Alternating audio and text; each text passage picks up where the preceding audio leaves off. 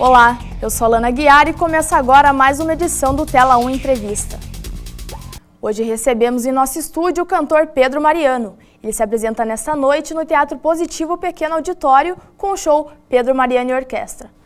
Olá Pedro, seja muito bem-vindo. Obrigado, Lana, tudo bom? Tudo certo. Ao longo da sua carreira você sempre se apresentou com banda de apoio.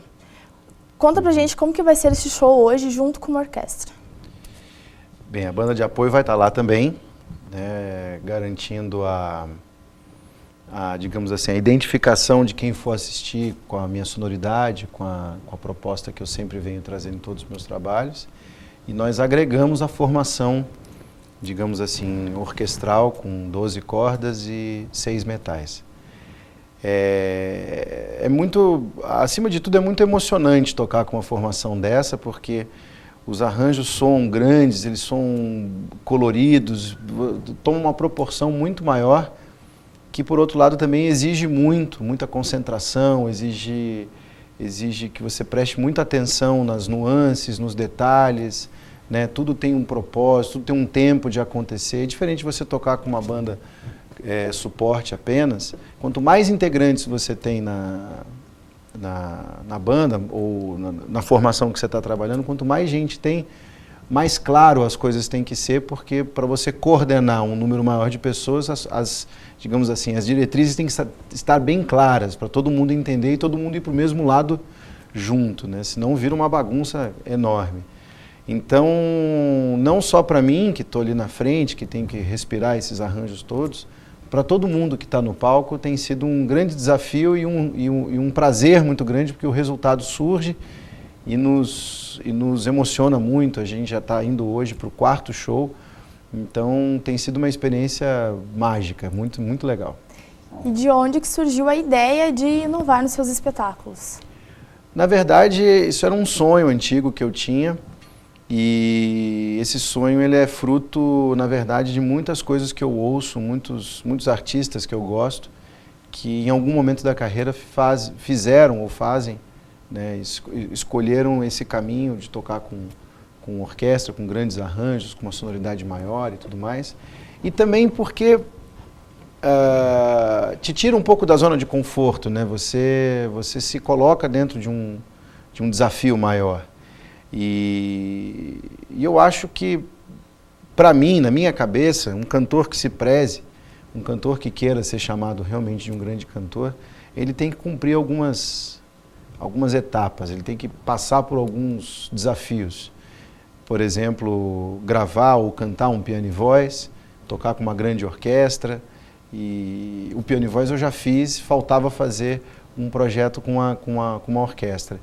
Então, agora, por que agora? Por que eu estou fazendo agora? Acho que isso é um pouco das circunstâncias da vida que vão caminhando e te levando para isso, e também da maturidade, de você se sentir confiante, você se sentir firme nessa decisão e conseguir executar, né? Você comentou do projeto Piano e Voz que você fez com o maestro César Camargo Mariano, que é o seu pai. Uhum. Conta pra gente que você até ganhou o Grammy Latino, né? Uhum. Qual que foi a sensação de estar num projeto com o seu pai, que é também musicista, e de ter ganhado um dos prêmios mais importantes da música? Bem, na verdade, a gente não ganhou, a gente foi indicado, que é praticamente a mesma coisa, devido ao número de inscritos, são mais de 1.000 e tantos inscritos para cada categoria. Você está na lista final de cinco artistas, é um caminho longo e muito gratificante. E acho que ganhar é um detalhe, literalmente, o que faz a pessoa decidir por A ou por B é realmente um detalhe. Então, para a gente foi muito, muito legal, até porque o projeto foi despretensioso, nós não tínhamos intenção de concorrer a nenhum prêmio, nem nada. A gente fez porque a gente estava sentindo que era hora de fazer isso, depois de muitos anos trabalhando junto. Ele coproduziu 2 discos meus até aquela época, ele já tinha coproduzido, a gente já tinha tocado várias vezes juntos, e a maioria das vezes num formato piano e voz, e aí toda vez que a gente tocava, a gente falava, pô, uma hora a gente vai ter que entrar no estúdio e registrar isso, não dá para ficar aqui só em câmera fotográfica, em internet, a gente tem que deixar registrado para valer o encontro. Mas faltava maturidade, faltava o repertório, faltava ocasião, faltava sincronizar agendas e tudo mais. E foi muito legal porque, justamente como eu disse antes, por ser um desafio muito grande, você tem que fazer esses desafios, você tem que cumprir essas etapas com pessoas que você confia, né? Você não pode se aventurar e se jogar numa aventura desse tamanho com gente que você não conhece. Então, fazer um piano e voz, que são apenas 2 músicos tocando, não tem mais ninguém, não há interferência de mais ninguém, eu acho que eu só conseguiria fazer se fosse, no caso, com ele ou com alguma pessoa que eu conhecesse muito, que eu tivesse muita intimidade para executar um projeto desse. Então, a gente atingiu esse objetivo, eu fiquei muito satisfeito com o resultado. Foi um estágio curto, mas de uma intensidade tão grande que eu me projeto antes do piano e voz e depois do piano e voz. E com certeza eu vou me projetar antes do projeto com orquestra e depois. Porque o que exige de você, carga dramática, tecnicamente falando, tudo que envolve um projeto com essa densidade, você definitivamente no final do processo todo você não está igual como você entrou. E são projetos como esse que eu venho buscando para mim. Pela minha valorização, pelo desafio, por sair da zona de conforto. Então, são desafios grandes e que eu sempre me proponho coisas assim. E no mercado hoje, com tantas variedades, né? Variedades de formas de consumir música, formas de expor a música, a democracia que as pessoas têm hoje de consumir música da forma que quiser e, ao mesmo tempo, infelizmente, uma grande nivelação por baixo, né, cultural que a gente tem hoje, seja nos meios de comunicação, seja na música em si, você se propor um projeto com essa intensidade, com esse grau de dificuldade, realmente é um desafio grande e também mostra que é possível fazer, que dá para fazer, basta você querer e se dedicar a isso. Em 1995 foi a primeira vez que você subiu aos palcos, junto com seu irmão, João Marcelo, em um tributo a Elis Regina. Como que foi a experiência de você subir pela primeira vez ao palco e ao mesmo tempo estar homenageando a sua mãe, que é considerada uma das maiores intérpretes da música popular brasileira? Olha, na verdade subir ao palco naquelas condições, depois de... Até então eu só tinha feito coisas não profissionais, digamos assim, né? Feito gravações em estúdio, tocado com as minhas bandas em festivais. Eu senti naquele dia, a sensação que eu tive naquele dia de fazer aquele projeto, de mostrar aquela homenagem a ela e tudo mais, naquelas condições, poderia ter dado tudo errado, a verdade é essa, porque você fica muito nervoso, você não tem experiência, você não tem a malícia de, pô, isso aqui não está dando certo, vamos por aqui, você não consegue resolver os problemas de forma sucinta, que você só aprende com a carreira, com o tempo, com a experiência. Só que ao mesmo tempo, eu tinha ali uma atmosfera tão favorável, que era tanta gente assistindo ao show, tanta gente querendo ver aquilo, e a gente já tinha anunciado o show fazia um tempo, então eu já tinha feito alguns jornais, eu já tinha feito alguns programas de TV e tudo mais, que aquilo, na verdade, aquilo para mim começou a ficar normal na segunda música.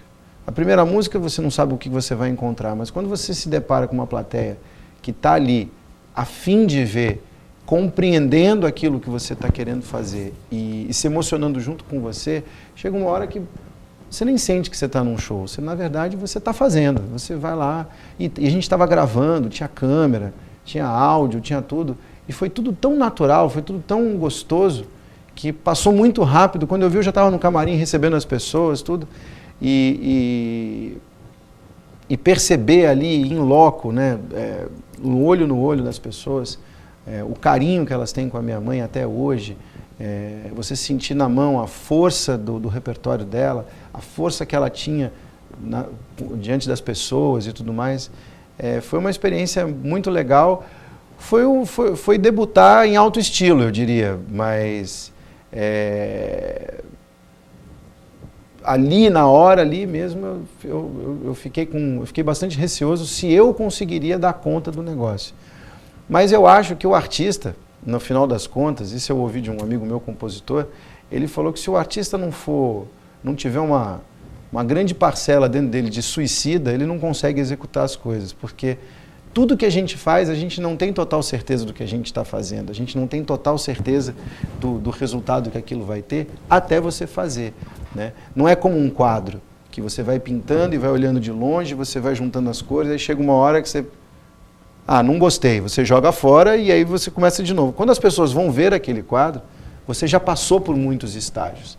O show, por exemplo, a carreira de música, você tem a oportunidade de ouvir os arranjos e tudo, mas você só vai ter certeza mesmo do que está acontecendo ali no dia, ali na hora. Então, se você não for um pouco suicida, as coisas não saem do papel e ficam só no terreno das ideias. Então, você tem que ser meio maluco mesmo e se jogar. E eu me joguei e não me machuquei, graças a Deus. Até em 2009 você fundou a Selo Now. Junto no ano você lançou o seu álbum O Incondicional. E qual foi a necessidade que você viu de fundar uma produtora musical?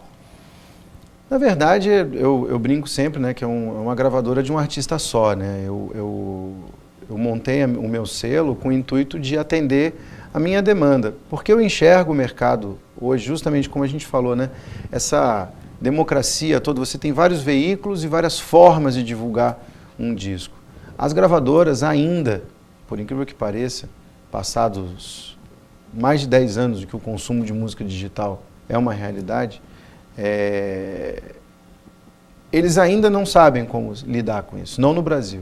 Eles ainda não têm como, eles não têm uma fórmula, eles não têm, porque na verdade não existe essa fórmula. Na verdade o que existe é, determinados artistas vão responder a tal estímulo, outros artistas vão trabalhar de uma outra forma, e você tem que eu chamo de customizar a parte de marketing de cada artista.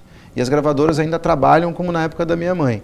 Você chega lá, você tem os artistas, você monta os discos, você faz uma reunião de pauta, esse aqui vai para tal programa, esse aqui vai para tal, esse aqui, decide-se o dinheiro, vai para a rua e no final das contas, o negócio joga na água, o que nadar é peixe. E o que não nadar, vai para a gaveta. Isso é uma prática que continua acontecendo, apesar das mudanças do mercado. Como eles não conseguem ter uma equipe de marketing que pense de forma fracionada e customizada para cada artista, eu tive que sair fora, porque eu não concordava, não que eu achasse ruim a forma como eles trabalhavam, mas não funcionava para mim, não funcionou para mim. Então, o único jeito que eu tinha, e para você ter uma ideia, os últimos 2 discos que eu lancei ainda em gravadora, em 2005 e 2007, eu já tinha uma equipe de marketing minha paralela trabalhando junto com a gravadora. E ao sair da gravadora e montar o meu selo, eu obtive os mesmos resultados comerciais que a gravadora tinha, com todo o aporte financeiro que ela tem. Então, era a prova de que eles, com todo o aporte financeiro, estavam gastando dinheiro errado, porque eu fui para a rua sozinho, sem aquele aporte financeiro, e obtive o mesmo resultado. Então, não que eu seja melhor ou pior, mas o meu pensamento é o mais indicado para mim. E eles não concordam com a filosofia de você ter um pensamento para cada artista. Então, na verdade, foi uma necessidade de eu ter uma relativa gerência sobre tudo aquilo que eu estava criando e como que eu queria que aquilo fosse exposto. E eu acho que eu fiz certo, eu não acho que eu não me arrependo, não voltaria. Se você falar para mim, mas se amanhã fizerem uma proposta para você, teria que ser muito interessante. E eu acho que eu não abriria mão do meu selo. Talvez eu até fosse, mas fosse como um associado e não mais como um artista subordinado a um contrato. E no próximo bloco você vai assistir ao Pedro Mariano falando sobre o tributo a Elis Regina. Não saia daí.